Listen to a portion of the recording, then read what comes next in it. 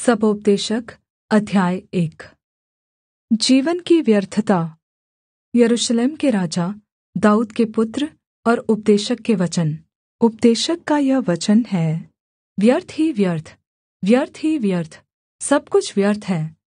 उस सब परिश्रम से जिसे मनुष्य सूर्य के नीचे करता है, उसको क्या लाभ प्राप्त होता है। एक पीढ़ी जाती है और दूसरी पीढ़ी आती है, परन्तु पृथ्वी सर्वदा बनी रहती है। सूर्य उदय होकर अस्त भी होता है और अपने उदय की दिशा को वेग से चला जाता है। वायु दक्षिण की ओर बहती है और उत्तर की ओर घूमती जाती है। वह घूमती और बहती रहती है और अपनी परिधि में लौट आती है। सब नदियाँ समुद्र में जा मिलती हैं, तो भी समुद्र भर नहीं जाता। जिस स्थान से नदियाँ निकलती हैं, उधर ही को वे फिर जाती हैं। सब बातें परिश्रम से भरी हैं, मनुष्य इसका वर्णन नहीं कर सकता।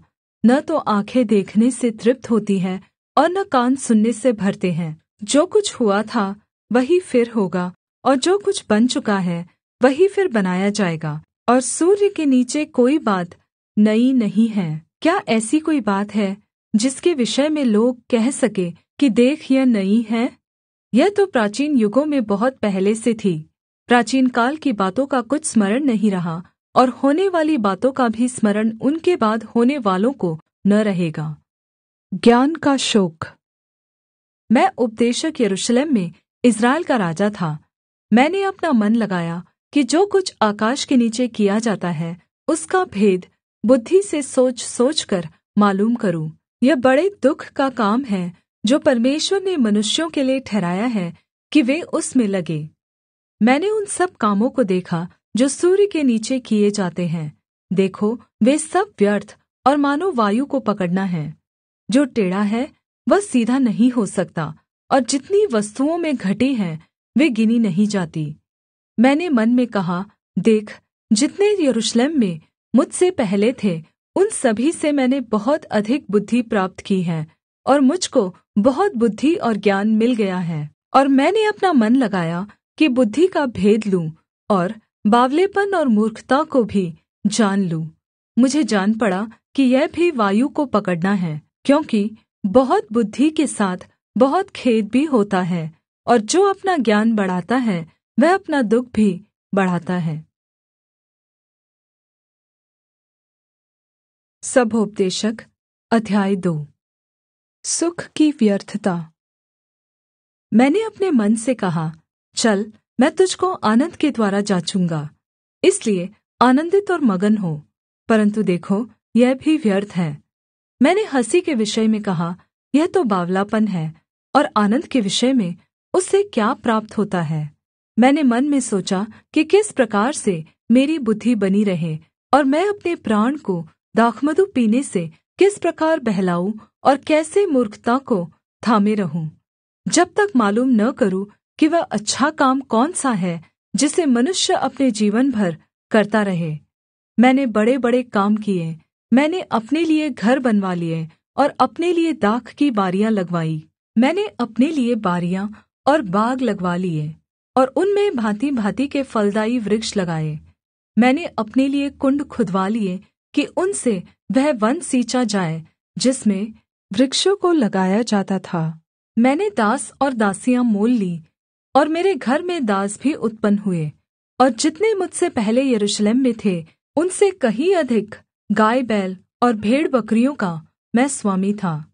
मैंने चाँदी और सोना और राजाओं और प्रान्तों के बहुमूल्य पदार्थों का भी संग्रह किया। मैंने अपने लिए गायकों और गायिकाओं को रखा, और बहुत सी कामनियाँ भी जिनसे मनुष्य सुख पाते हैं अपनी कर ली। इस प्रकार मैं अपने से पहले के सब यरूशलेम वासियों से अधिक महान और धनाढ्य हो गया, तो भी मेरी बुद्धि ठिकाने रही, और जितनी वस्तुओं को देखने की मैंने लालसा की उन सभी को देखने से मैं न रुका। मैंने अपना मन किसी प्रकार का आनन्द भोगने से न रोका, क्योंकि मेरा मन मेरे सब परिश्रम के कारण आनन्दित हुआ, और मेरे सब परिश्रम से मुझे यही भाग मिला। तब मैंने फिर से अपने हाथों के सब कामों को और अपने सब परिश्रम को देखा, तो क्या देखा कि सब कुछ व्यर्थ और वायु को पकड़ना है, और सूर्य के नीचे कोई लाभ नहीं। बुद्धिमान और मूर्ख का अंत। फिर मैंने अपने मन को फेरा कि बुद्धि और बावलेपन और मूर्खता के कार्यों को देखूं, क्योंकि जो मनुष्य राजा के पीछे आएगा वह क्या करेगा? केवल वही जो होता चला आया है। तब मैंने देखा कि उजियाला अंधियारे से जितना उत्तम है, उतना बुद्धि भी मूर्खता से उत्तम है। जो बुद्धिमान है उसके सिर में आँखें रहती है, परन्तु मूर्ख अंधियारे में चलता है। तो भी मैंने जान लिया कि दोनों की दशा एक सी होती है। तब मैंने मन में कहा, जैसी मूर्ख की दशा होगी वैसी ही मेरी भी होगी। फिर मैं क्यों अधिक बुद्धिमान हुआ? और मैंने मन में कहा, यह भी व्यर्थ ही है, क्योंकि न तो बुद्धिमान का और न मूर्ख का स्मरण सर्वदा बना रहेगा, परन्तु भविष्य में सब कुछ भुला दिया जाएगा। बुद्धिमान कैसे मूर्ख के समान मरता है। इसलिए मैंने अपने जीवन से घृणा की, क्योंकि जो काम सूर्य के नीचे किया जाता है मुझे बुरा मालूम हुआ, क्योंकि सब कुछ व्यर्थ और वायु को पकड़ना है। मैंने अपने सारे परिश्रम के प्रतिफल से, जिसे मैंने सूर्य के नीचे किया था, घृणा की, क्योंकि अवश्य है कि मैं उसका फल उस मनुष्य के लिए छोड़ जाऊं जो मेरे बाद आएगा। यह कौन जानता है कि वह मनुष्य बुद्धिमान होगा या मूर्ख? तो भी सूर्य के नीचे जितना परिश्रम मैंने किया और उसके लिए बुद्धि प्रयोग की, उस सब का वही अधिकारी होगा। यह भी व्यर्थ ही है। तब मैं अपने मन में उस सारी परिश्रम के विषय जो मैंने सूर्य के नीचे किया था निराश हुआ, क्योंकि ऐसा मनुष्य भी है जिसका कार्य परिश्रम और बुद्धि और ज्ञान से होता है और सफल भी होता है, तो भी उसको ऐसे मनुष्य के लिए छोड़ जाना पड़ता है जिसने उसमें कुछ भी परिश्रम न किया हो। यह भी व्यर्थ और बहुत ही बुरा है। मनुष्य जो सूर्य के नीचे मन लगा लगा कर परिश्रम करता है, उससे उसको क्या लाभ होता है? उसके सब दिन तो दुखों से भरे रहते हैं और उसका काम खेद के साथ होता है। रात को भी उसका मन चैन नहीं पाता। यह भी व्यर्थ ही है। मनुष्य के लिए खाने पीने और परिश्रम करते हुए अपने जीव को सुखी रखने के सिवाय और कुछ भी अच्छा नहीं। मैंने देखा कि यह भी परमेश्वर की ओर से मिलता है, क्योंकि खाने पीने और सुख भोगने में उससे अधिक समर्थ कौन है? जो मनुष्य परमेश्वर की दृष्टि में अच्छा है, उसको वह बुद्धि और ज्ञान और आनन्द देता है, परन्तु पापी को वह दुःख भरा काम ही देता है कि वह उसको देने के लिए संचय करके ढेर लगाए, जो परमेश्वर की दृष्टि में अच्छा हो। यह भी व्यर्थ और वायु को पकड़ना है। सबोपदेशक अध्याय 3। हर बात का अपना समय, हर एक बात का एक अवसर, और प्रत्येक काम का जो आकाश के नीचे होता है एक समय है। जन्म का समय और मरण का भी समय, बोने का समय और बोए हुए को उखाड़ने का भी समय है, घात करने का समय और चंगा करने का भी समय, ढा देने का समय और बनाने का भी समय है, रोने का समय और हँसने का भी समय, छाती पीटने का समय और नाचने का भी समय है, पत्थर फेंकने का समय और पत्थर बटोरने का भी समय, गले लगाने का समय और गले लगाने से रुकने का भी समय है, ढूँढ़ने का समय और खो देने का भी समय, बचा रखने का समय और फेंक देने का भी समय है, फाड़ने का समय और सीने का भी समय, चुप रहने का समय और बोलने का भी समय है, प्रेम करने का समय और बैर करने का भी समय, लड़ाई का समय और मेल का भी समय है। परमेश्वर द्वारा दिया गया काम। काम करने वाले को अपने परिश्रम से क्या लाभ होता है? मैंने उस दुःख भरे काम को देखा है जो परमेश्वर ने मनुष्यों के लिए ठहराया है कि वे उसमें लगे रहें। उसने सब कुछ ऐसा बनाया कि अपने-अपने समय पर वे सुंदर होते हैं। फिर उसने मनुष्यों के मन में अनादि अनन्त काल का ज्ञान उत्पन्न किया है। तो भी जो काम परमेश्वर ने किया है वह आदि से अंत तक मनुष्य समझ नहीं सकता। मैंने जान लिया है कि मनुष्यों के लिए आनन्द करने और जीवन भर भलाई करने के सिवाय और कुछ भी अच्छा नहीं। और यह भी परमेश्वर का दान है कि मनुष्य खाए पिए और अपने सब परिश्रम में सुखी रहे। मैं जानता हूँ कि जो कुछ परमेश्वर करता है वह सदा स्थिर रहेगा, न तो उसमें कुछ बढ़ाया जा सकता है और न कुछ घटाया जा सकता है। परमेश्वर ऐसा इसलिए करता है कि लोग उसका भय माने। जो कुछ हुआ वह इससे पहले भी हो चुका, जो होने वाला है वह हो भी चुका है, और परमेश्वर बीती हुई बात को फिर पूछता है। अन्याय का प्रबल होना। फिर मैंने सूर्य के नीचे क्या देखा कि न्याय के स्थान में दुष्टता होती है और धार्मिकता के स्थान में भी दुष्टता होती है। मैंने मन में कहा, परमेश्वर धर्मी और दुष्ट दोनों का न्याय करेगा, क्योंकि उसके यहाँ एक-एक विषय और एक-एक काम का समय है। मैंने मन में कहा, यह इसलिए होता है कि परमेश्वर मनुष्यों को जाँचे और कि वे देख सके कि वे पशु समान हैं, क्योंकि जैसी मनुष्यों की वैसी ही पशुओं की भी दशा होती है। दोनों की वही दशा होती है।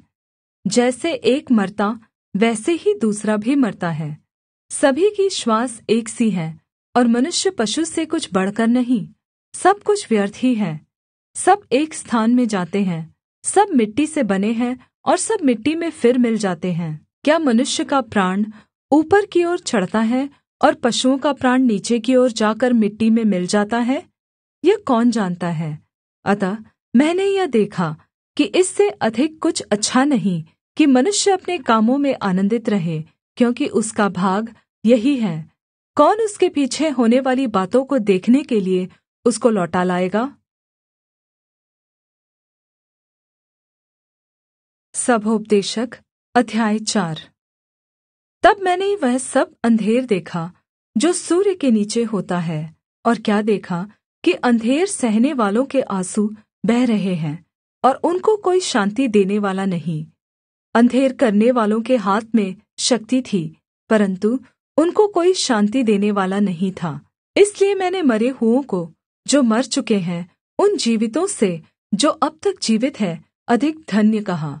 वरन् उन दोनों से अधिक अच्छा वह है जो अब तक हुआ ही नहीं। न ये बुरे काम देखें जो सूर्य के नीचे होते हैं। स्वार्थी श्रम की व्यर्थता। तब मैंने सब परिश्रम के काम और सब सफल कामों को देखा जो लोग अपने पड़ोसी से जलन के कारण करते हैं। यह भी व्यर्थ और वायु को पकड़ना है। मूर्ख छाती पर हाथ रखे रहता और अपना मांस खाता है। चैन के साथ एक मुट्ठी उन 2 मुट्ठियों से अच्छा है जिनके साथ परिश्रम और वायु को पकड़ना हो। फिर मैंने सूर्य के नीचे यह भी व्यर्थ बात देखी। कोई अकेला रहता और उसका कोई नहीं है, न उसके बेटा है न भाई है, तो भी उसके परिश्रम का अंत नहीं होता। न उसकी आँखें धन से संतुष्ट होती हैं, और न वह कहता है, मैं किसके लिए परिश्रम करता और अपने जीवन को सुख रहित रखता हूँ। यह भी व्यर्थ और निरा दुःख भरा काम है। मित्र का मूल्य। 1 से 2 अच्छे हैं, क्योंकि उनके परिश्रम का अच्छा फल मिलता है। क्योंकि यदि उनमें से एक गिरे तो दूसरा उसको उठाएगा, परन्तु हाय उस पर जो अकेला होकर गिरे और उसका कोई उठाने वाला न हो। फिर यदि 2 जन एक संग सोए तो वे गर्म रहेंगे, परन्तु कोई अकेला कैसे गर्म हो सकता है? यदि कोई अकेले पर प्रबल हो तो हो, परन्तु 2 उसका सामना कर सकेंगे। जो डोरी 3 तागे से बटी हो वह जल्दी नहीं टूटती। लोकप्रियता निकलता जाना।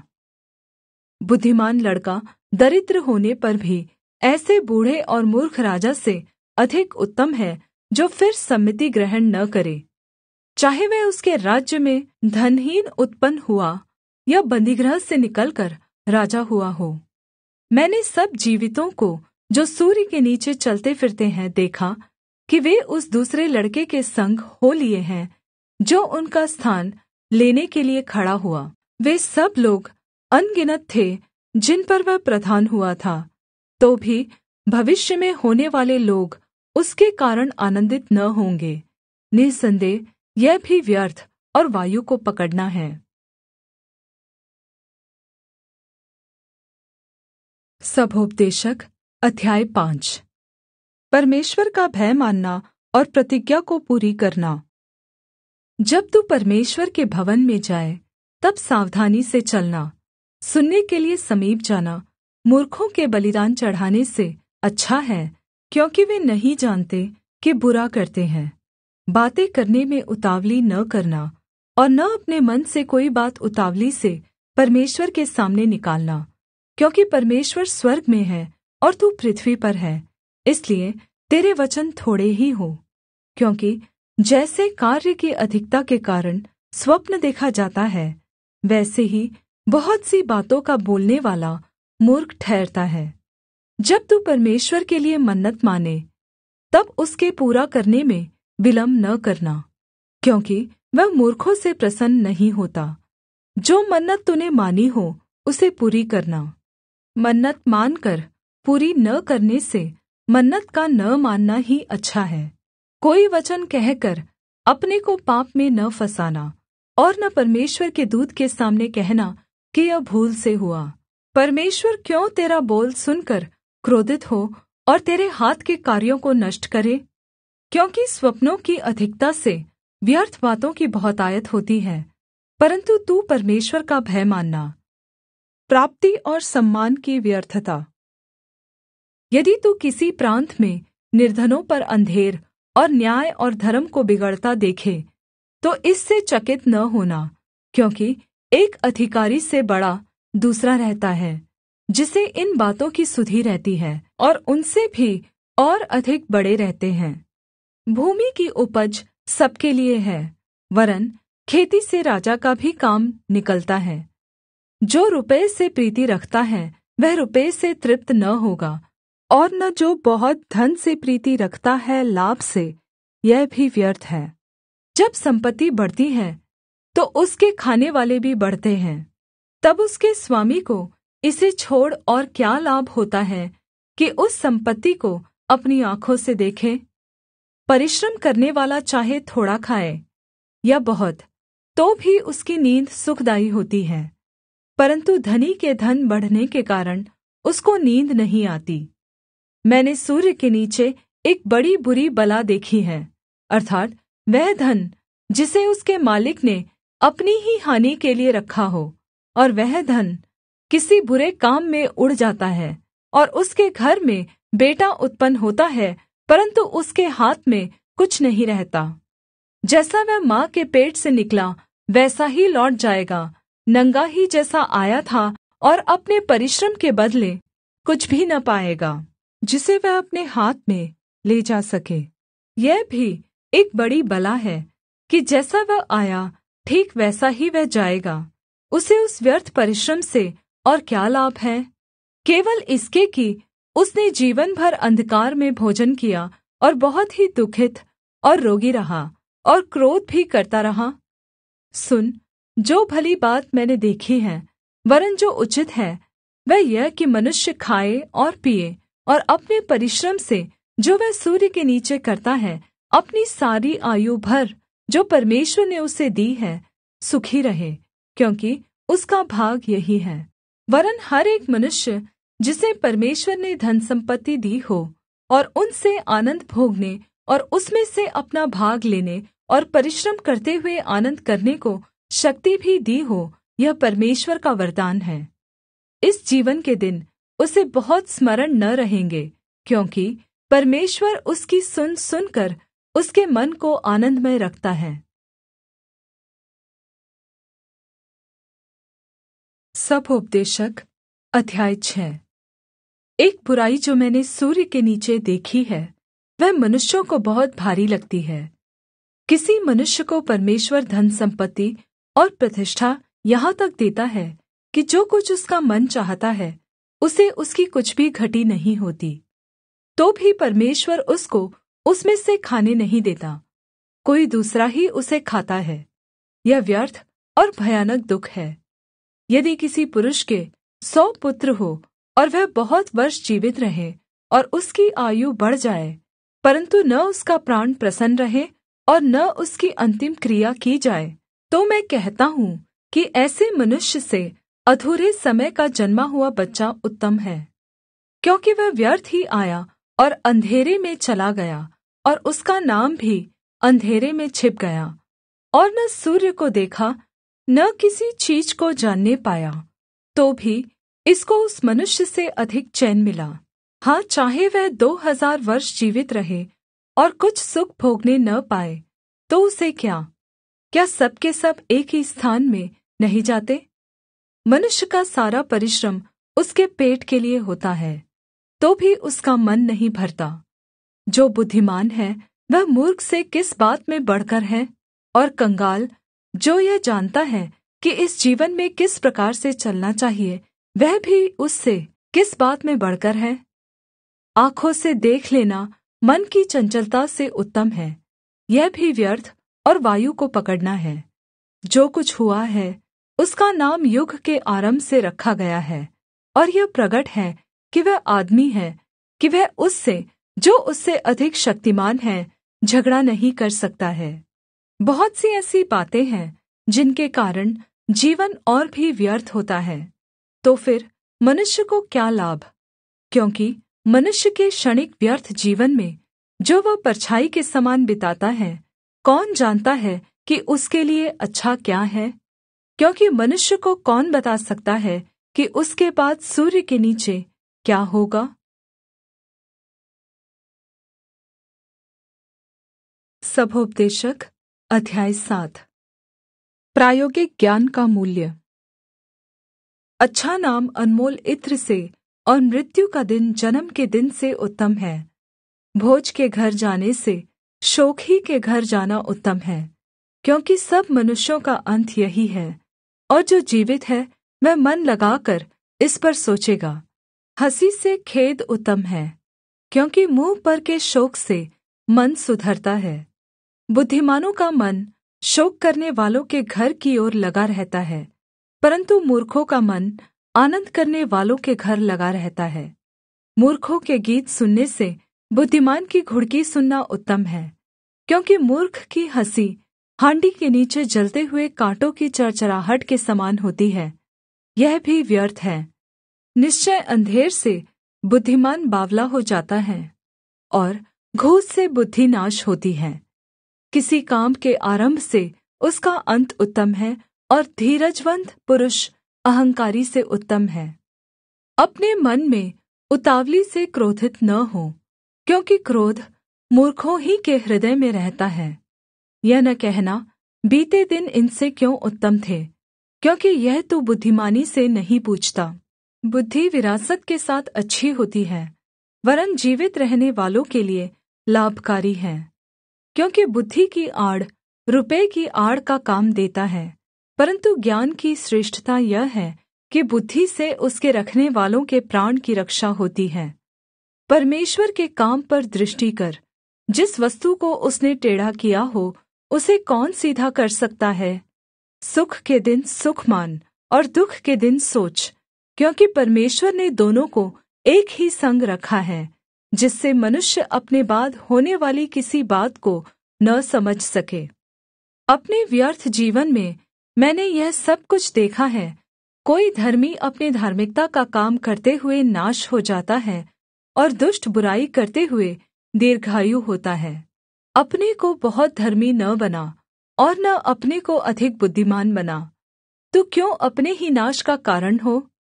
अत्यंत दुष्ट भी न बन और न मूर्ख हो।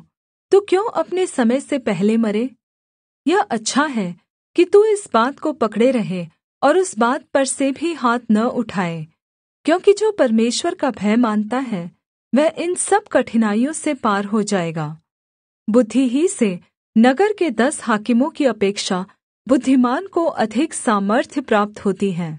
निःसन्देह पृथ्वी पर कोई ऐसा धर्मी मनुष्य नहीं जो भलाई ही करे और जिससे पाप न हुआ हो।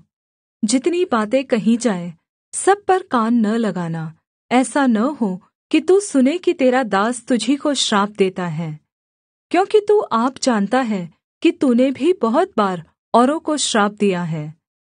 यह सब मैंने बुद्धि से जाँच लिया है। मैंने कहा, मैं बुद्धिमान हो जाऊँगा, परन्तु यह मुझसे दूर रहा।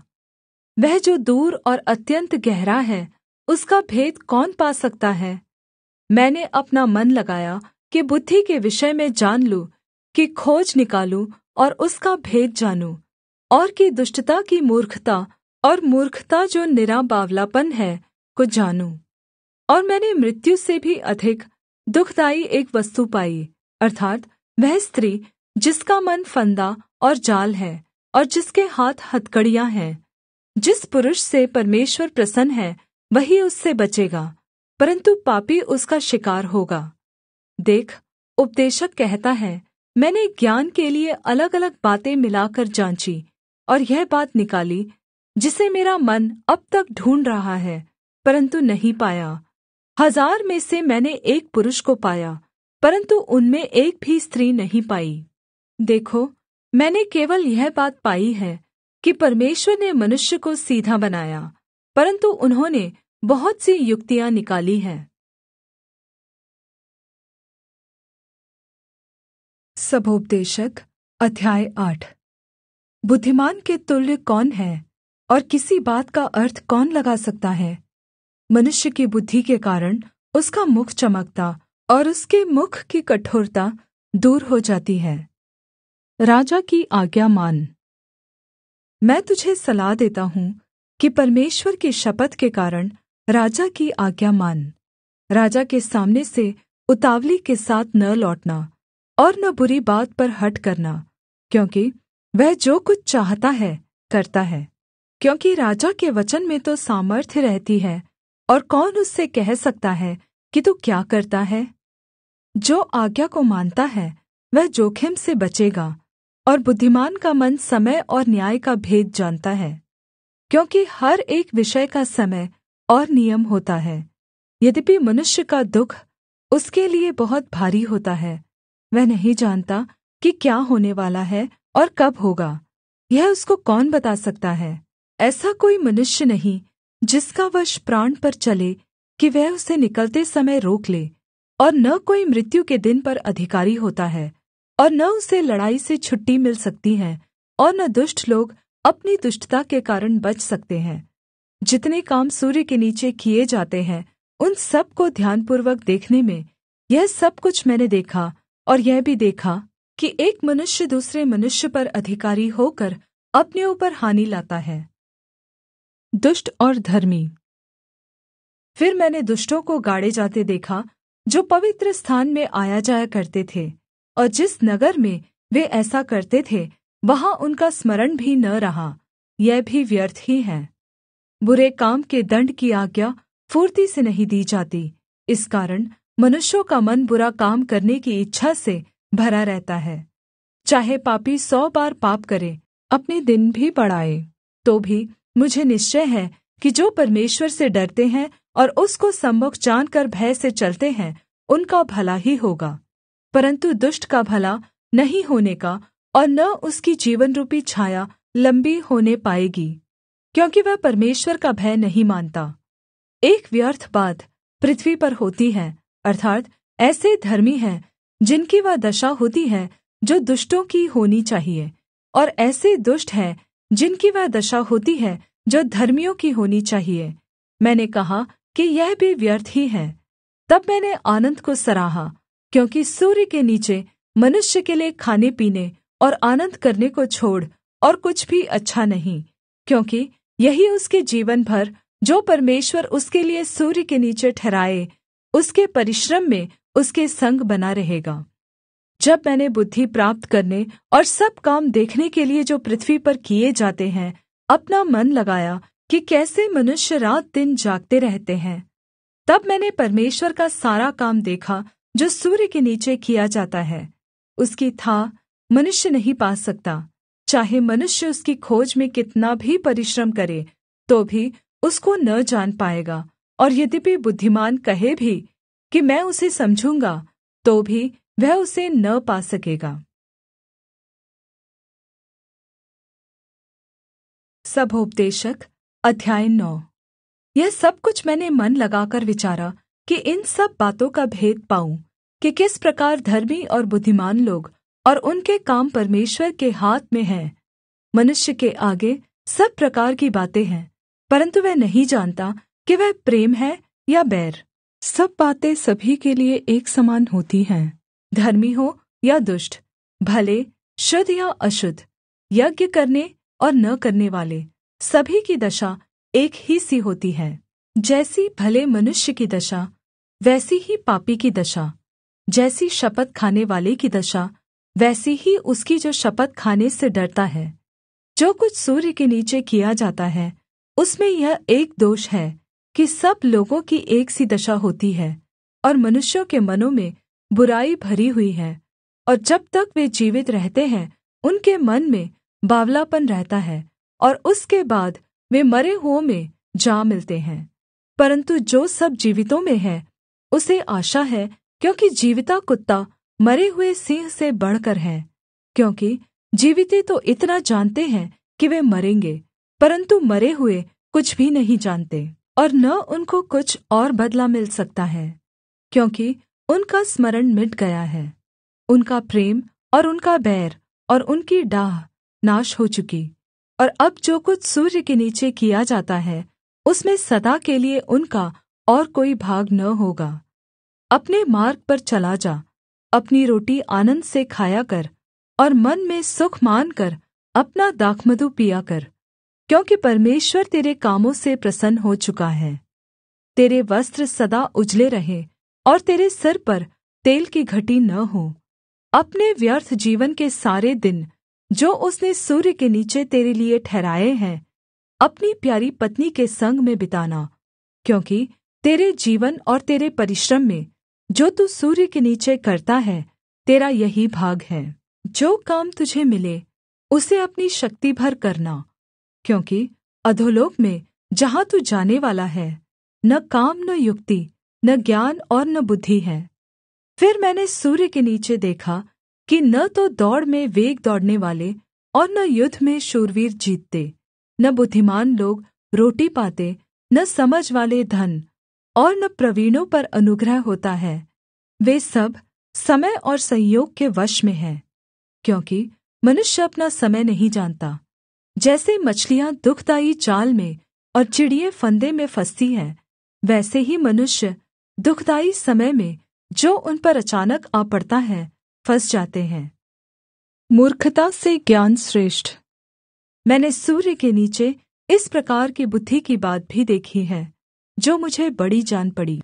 एक छोटा सा नगर था, जिसमें थोड़े ही लोग थे, और किसी बड़े राजा ने उस पर चढ़ाई करके उसे घेर लिया और उसके विरुद्ध बड़ी मोर्चाबन्दी कर दी। परन्तु उसमें एक दरिद्र बुद्धिमान पुरुष पाया गया, और उसने उस नगर को अपनी बुद्धि के द्वारा बचाया। तो भी किसी ने उस दरिद्र पुरुष का स्मरण न रखा। तब मैंने कहा, यद्यपि दरिद्र की बुद्धि तुच्छ समझी जाती है और उसका वचन कोई नहीं सुनता, तो भी पराक्रम से बुद्धि उत्तम है। बुद्धिमानों के वचन जो धीमे धीमे कहे जाते हैं, वे मूर्खों के बीच प्रभुता करने वाले के चिल्ला चिल्ला कर कहने से अधिक सुने जाते हैं। लड़ाई के हथियारों से बुद्धि उत्तम है, परन्तु एक पापी बहुत सी भलाई का नाश करता है। सबोपदेशक अध्याय 10। मरी हुई मक्खियों के कारण गंधी का तेल सड़ने और दुर्गंध आने लगता है, और थोड़ी सी मूर्खता बुद्धि और प्रतिष्ठा को घटा देती है। बुद्धिमान का मन उचित बात की ओर रहता है, परन्तु मूर्ख का मन उसके विपरीत रहता है। वरन् जब मूर्ख मार्ग पर चलता है, तब उसकी समझ काम नहीं देती, और वह सबसे कहता है, मैं मूर्ख हूँ। यदि हाकिम का क्रोध तुझ पर भड़के, तो अपना स्थान न छोड़ना, क्योंकि धीरज धरने से बड़े-बड़े पाप रुकते हैं। एक बुराई है जो मैंने सूर्य के नीचे देखी, वह हाकिम की भूल से होती है, अर्थात् मूर्ख बड़ी प्रतिष्ठा के स्थानों में ठहराए जाते हैं, और धनवान लोग नीचे बैठते हैं। मैंने दासों को घोड़ों पर चढ़े और रईसों को दासों के समान भूमि पर चलते हुए देखा है। जो गड्ढा खोदे वह उसमें गिरेगा, और जो बाड़ा तोड़े उसको सर्प डसेगा। जो पत्थर फोड़े वह उनसे घायल होगा, और जो लकड़ी काटे उसे उसी से डर होगा। यदि कुल्हाड़ा थोथा हो और मनुष्य उसकी धार को पैनी न करे, तो अधिक बल लगाना पड़ेगा, परन्तु सफल होने के लिए बुद्धि से लाभ होता है। यदि मंत्र से पहले सर्प डसे तो मंत्र पढ़ने वाले को कुछ भी लाभ नहीं। बुद्धिमान के वचनों के कारण अनुग्रह होता है, परन्तु मूर्ख अपने वचनों के द्वारा नाश होते हैं। उसकी बात का आरंभ मूर्खता का और उनका अंत दुःखदाई बावलापन होता है। मूर्ख बहुत बातें बढ़ाकर बोलता है, तो भी कोई मनुष्य नहीं जानता कि क्या होगा, और कौन बता सकता है कि उसके बाद क्या होने वाला है। मूर्ख को परिश्रम से थकावट ही होती है, यहाँ तक कि वह नहीं जानता कि नगर को कैसे जाए। हे देश, तुझ पर हाय, जब तेरा राजा लड़का है और तेरे हाकिम प्रातःकाल भोज करते हैं। हे देश, तू धन्य है जब तेरा राजा कुलीन है और तेरे हाकिम समय पर भोज करते हैं, और वह भी मतवाले होने को नहीं, वरन् बल बढ़ाने के लिए। आलस्य के कारण छत की कड़ियाँ दब जाती हैं, और हाथों की सुस्ती से घर चूता है। भोज हँसी खुशी के लिए किया जाता है, और दाखमधु से जीवन को आनन्द मिलता है, और रुपयों से सब कुछ प्राप्त होता है। राजा को मन में भी श्राप न देना, न धनवान को अपने शयन की कोठरी में श्राप देना, क्योंकि कोई आकाश का पक्षी तेरी वाणी को ले जाएगा, और कोई उड़ने वाला जन्तु उस बात को प्रगट कर देगा। सबोपदेशक अध्याय 11। परिश्रम का मूल्य। अपनी रोटी जल के ऊपर डाल दे, क्योंकि बहुत दिन के बाद तू उसे फिर पाएगा। 7 वरन् 8 जनों को भी भाग दे, क्योंकि तू नहीं जानता कि पृथ्वी पर क्या विपत्ति आ पड़ेगी। यदि बादल जल भरे हैं, तब उसको भूमि पर उण्डेल देते हैं, और वृक्ष चाहे दक्षिण की ओर गिरे या उत्तर की ओर, तो भी जिस स्थान पर वृक्ष गिरेगा वहीं पड़ा रहेगा। जो वायु को ताकता रहेगा वह बीज बोने न पाएगा, और जो बादलों को देखता रहेगा वह लवने न पाएगा। जैसे तू वायु के चलने का मार्ग नहीं जानता, और किस रीति से गर्भवती के पेट में हड्डियाँ बढ़ती हैं, वैसे ही तू परमेश्वर का काम नहीं जानता, जो सब कुछ करता है। भोर को अपना बीज बो, और साँझ को भी अपना हाथ न रोक, क्योंकि तू नहीं जानता कि कौन सफल होगा, यह या वह, या दोनों के दोनों अच्छे निकलेंगे। उजियाला मन भावना होता है, और धूप के देखने से आँखों को सुख होता है। यदि मनुष्य बहुत वर्ष जीवित रहे तो उन सभी में आनन्दित रहे, परन्तु यह स्मरण रखे कि अंधियारे के दिन भी बहुत होंगे। जो कुछ होता है वह व्यर्थ है। प्रारंभिक जीवन में परमेश्वर की खोज। हे जवान, अपनी जवानी में आनन्द कर, और अपनी जवानी के दिनों में मगन रह। अपनी मनमानी कर और अपनी आँखों की दृष्टि के अनुसार चल, परन्तु यह जान रख कि इन सब बातों के विषय में परमेश्वर तेरा न्याय करेगा। अपने मन से खेद और अपनी देह से दुःख दूर कर, क्योंकि लड़कपन और जवानी दोनों व्यर्थ है। सबोपदेशक अध्याय 12। अपनी जवानी के दिनों में अपने सृजनहार को स्मरण रख, इससे पहले कि विपत्ति के दिन और वे वर्ष आए जिनमें तू कहे कि मेरा मन इनमें नहीं लगता। इससे पहले कि सूर्य और प्रकाश और चन्द्रमा और तारागण अंधेरे हो जाएं, और वर्षा होने के बाद बादल फिर घिर आए, उस समय घर के पहरुए काँपेंगे और बलवन्त झुक जाएंगे, और पिसनहारियाँ थोड़ी रहने के कारण काम छोड़ देंगी, और झरोकों में से देखने वालियाँ अंधी हो जाएंगी, और सड़क की ओर के किवाड़ बन्द होंगे, और चक्की पीसने का शब्द धीमा होगा, और तड़के चिड़िया बोलते ही एक उठ जाएगा, और सब गाने वालियों का शब्द धीमा हो जाएगा। फिर जो ऊँचा हो उससे भय खाया जाएगा, और मार्ग में डरावनी वस्तुएँ मानी जाएंगी, और बादाम का पेड़ फूलेगा और टिड्डी भी भारी लगेगी, और भूख बढ़ाने वाला फल फिर काम न देगा, क्योंकि मनुष्य अपने सदा के घर को जाएगा, और रोने पीटने वाले सड़क सड़क फिरेंगे। उस समय चाँदी का तार दो टुकड़े हो जाएगा और सोने का कटोरा टूटेगा और सोते के पास घड़ा फूटेगा और कुण्ड के पास रहट टूट जाएगा। जब मिट्टी ज्यों की त्यों मिट्टी में मिल जाएगी और आत्मा परमेश्वर के पास जिसने उसे दिया लौट जाएगी। उपदेशक कहता है, सब व्यर्थ ही व्यर्थ, सब कुछ व्यर्थ है। मनुष्य का पूर्ण कर्तव्य। उपदेशक जो बुद्धिमान था वह प्रजा को ज्ञान भी सिखाता रहा और ध्यान लगाकर और जाँच परख करके बहुत से नीतिवचन क्रम से रखता था।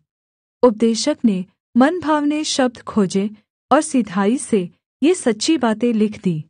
बुद्धिमानों के वचन पैनों के समान होते हैं और सभाओं के प्रधानों के वचन गाड़ी हुई कीलों के समान हैं, क्योंकि एक ही चरवाहे की ओर से मिलते हैं। हे मेरे पुत्र, इन्हीं में चौकसी सीख। बहुत पुस्तकों की रचना का अंत नहीं होता और बहुत पढ़ना देह को थका देता है। सब कुछ सुना गया, अंत की बात यह है कि परमेश्वर का भय मान और उसकी आज्ञाओं का पालन कर, क्योंकि मनुष्य का संपूर्ण कर्तव्य यही है। क्योंकि परमेश्वर सब कामों और सब गुप्त बातों का, चाहे वे भली हो या बुरी, न्याय करेगा।